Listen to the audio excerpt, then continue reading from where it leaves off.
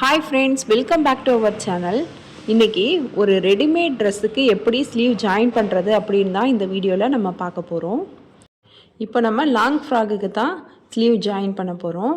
எப்போதும் நம்ம ஒரு ட்ரெஸ் ஸ்டிச் பண்ணிவிட்டு ஸ்லீவ் ஜாயின் பண்ணுவோம்னா ஷோல்டரும் ஸ்லீவும் சேர்த்து ஜாயின் பண்ணுவோம். அது வேறு மெத்தடு. இதே ரெடிமேட் ட்ரெஸ்ஸுக்கு நம்ம எப்படி ஸ்லீவ் ஜாயின் பண்ணுறது அப்படின்னு தான் இந்த வீடியோவில் பார்க்க போகிறோம். நம்ம நார்மலாக ஸ்லீவ் ஜாயின் பண்ணுற மெத்தடு வேறு, ரெடிமேட் ட்ரெஸ்ஸுக்கு ஸ்லீவ் ஜாயின் பண்ணுற மெத்தடே வேறு. ஏன்னா ரெடிமேட் ட்ரெஸ்ஸில் ஸ்லீவ்லெஸ்ஸாக வச்சு ஸ்டிச் பண்ணிவிட்டு கொடுத்துருவாங்க. அதுக்கு மேலே நம்ம நார்மலாக ஸ்லீவ் ஜாயின் பண்ணுற மாதிரி ஜாயின் பண்ணோம்னா அந்த இடம் ஒரு மாதிரி மொத்தமாக இருக்கும், அன்கம்ஃபர்டபுளாக இருக்கும். இந்த மாதிரி ட்ரெஸ்ஸுக்குள்ளே ஸ்லீவ் இருக்கும், அதில் வந்து ஒரு ஸ்டிச்சஸ் போட்டிருப்பாங்க. நம்ம லைட்டாக அந்த த்ரெட்டை எடுத்து விட்டோம்னா நமக்கு அந்த ஸ்லீவ் கிடச்சிரும். இப்போ பாருங்கள், 3/4 ஸ்லீவ் கொடுத்துருக்காங்க. ஓரத்தில் அவங்களே மடித்து ஸ்டிச் பண்ணியிருக்காங்க. இப்போ நம்ம ஸ்லீவ் ஜாயின் பண்ணுறது மட்டும்தான். இதுக்கப்புறம் இது எப்படி நம்ம ஜாயின் பண்ணுறது அப்படின்னு பார்க்கலாம். ஸ்லீவோட சென்டரை நம்ம மார்க் பண்ணிவிட்டு நம்ம ட்ரெஸ்ஸோட ஷோல்டரோட சென்டரையும் மார்க் பண்ணி இந்த மாதிரி நம்ம ட்ரெஸ்ஸை வந்து ஸ்லீவுக்கு மேலே வச்சு இந்த மாதிரி நம்ம ஜாயின் பண்ணுவோம். அதுக்கு முன்னாடி சைடில் உள்ள த்ரெட்டை நம்ம கொஞ்சமாக பிரித்து விட்டுக்கணும். ஒரு 5 இன்ச்சு கிட்ட நம்ம த்ரெட்டை வந்து பிரித்து விட்டுடணும். அப்போ தான் நம்ம ஸ்லீவ் ஸ்டிச் பண்ண முடியும். இப்போ வந்து பிரிச்சுருக்கேன் நான். இந்த சைடு கொஞ்சம் பிரிச்சுருக்கேன், அந்த சைடும் கொஞ்சமாக பிரிச்சுருக்கேன். ஏன்னா இங்கே ஜிப்பு இருக்கிறதுனால இதுக்கு மேலே பிரித்தா கரெக்டாக இருக்காது. அதனால் இங்கேயும் கொஞ்சமாக பிரிச்சுருக்கேன். இதுக்கப்புறமா ஸ்லீவ் எடுத்து டபுள் ஃபோல்ட் பண்ணிவிட்டு கரெக்டாக இருக்கா அப்படின்னு செக் பண்ணிக்கலாம். ஏன்னா ஓரத்தில் மடிக்காமல் ஸ்லீவ் கொடுத்துருந்தாங்கன்னா கரெக்டாக இருக்கும். ஓரத்தில் மடித்து கொடுத்துருக்காங்க, அதனால் நமக்கு அப் அண்ட் டவுன் வராமல் இருக்கான்னு செக் பண்ணிக்கலாம். இப்படி 2ஆக மடித்து போட்டு செக் பண்ணிப்போம். இப்போ ஒரு சைடு கூட குறைச்சலாக இருக்குது, அதனால் நாட்சு சென்டரில் கட் பண்ணிவிட்டு இப்போ அன்இவனாக உள்ள துணியை வந்து நம்ம கட் பண்ணி எடுத்துடலாம்.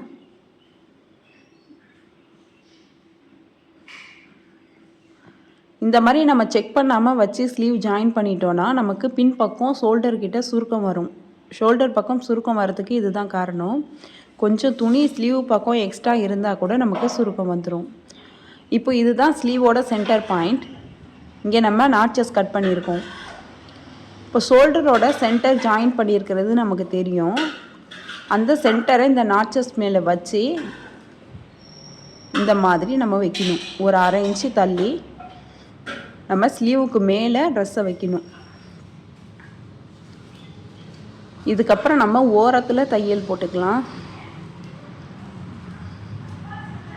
கொஞ்சம் கொஞ்சமாக துணியை பிடிச்சிட்டு ஓரத்தில் தையல் போட்டுக்கலாம். ஃபுல்லாகவே நம்ம இழுத்து விட்டு தைய போட்டால் கரெக்டாக வராது ஷேப்பு.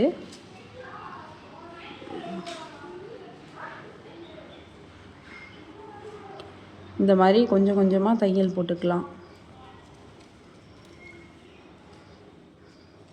ஸ்டார்டிங்கில் எந்த அளவுக்கு நம்ம ஸ்டிச் பண்ணுறோமோ எண்டு வரைக்குமோ அதே அளவுக்கு தான் துணி உள்பக்கமாக வச்சு ஸ்டிச் பண்ணணும்.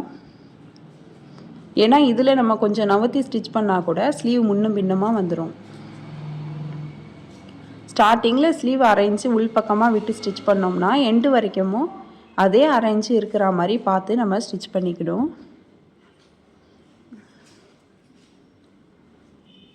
இப்போ நம்ம ஓரத்தில் தையல் போட்டாச்சு. இப்போ பாருங்கள் எப்படி இருக்குன்னு. இந்த மாதிரி நம்ம ஓரத்தில் தையல் போட்டிருக்கோம். இப்போ நம்ம ஒரு தையல் போட்டிருக்கோம் ஓரத்தில். இப்போவே ஸ்லீவை வந்து நம்ம செக் பண்ணிக்கலாம். ஸ்லீவோட ரவுண்டெலாம் கரெக்டாக இருக்கான்னு செக் பண்ணிக்கலாம். ஏன்னா அன்இவனாக இருந்துச்சுன்னா நம்ம இப்போவே பிரிச்சுட்டு சரி பண்ணிடலாம். அதுக்காக ஒரு தையல் போட்டேக்கே நம்ம செக் பண்ணிக்கலாம். இப்போ வந்து கரெக்டாக இருக்குது, அதனால இதுக்கு பக்கத்தில் ஒரு 1/4 இன்ச்சு விட்டுட்டு இன்னொரு தையல் போட்டுக்கலாம். உங்களுக்கு ஒரு வேளை அன்இவனாக இருந்துச்சுன்னா நீங்கள் பிரிச்சுட்டு கரெக்டாக தையல் போட்டுக்கலாம். இப்போ எனக்கு வந்து கரெக்டாக இருக்குது, அதனால பக்கத்தில் ஒரு 1/4 இன்ச்சு விட்டுட்டு இன்னொரு தையல் போட்டுக்கிறேன். இப்போ வந்து ஒரு சைடு ஸ்லீவ் வந்து நம்ம ஜாயின் பண்ணியாச்சு. இந்த மாதிரி தையல் இருக்கணும். 2 தையலோட டிஸ்டன்ஸும் ஒரே அளவாகவே இருக்கணும். அப்போ தான் நம்ம பார்க்குறதுக்கு அழகாகவும் இருக்கும். இப்போ ஒரு சைடு ஸ்லீவ் வந்து நம்ம ஜாயின் பண்ணியாச்சு. இதே மாதிரி இன்னொரு சைடு ஸ்லீவையும் நம்ம ஜாயின் பண்ணிக்கலாம். கரெக்டாக ஓரத்தில் வச்சு தையல் போடணும்.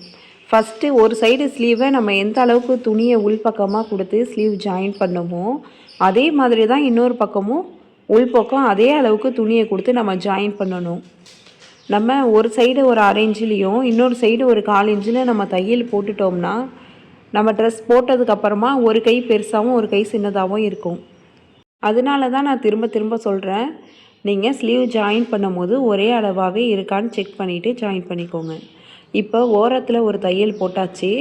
இதுக்கப்புறமா நம்ம ஸ்லீவோட ரவுண்டை பிடிச்சிட்டு ஒரே அளவாக இருக்கான்னு செக் பண்ணதுக்கு அப்புறமா ஒரு 1/4 இன்ச்சு விட்டுட்டு நம்ம இன்னொரு தையலும் போட்டுக்கலாம்.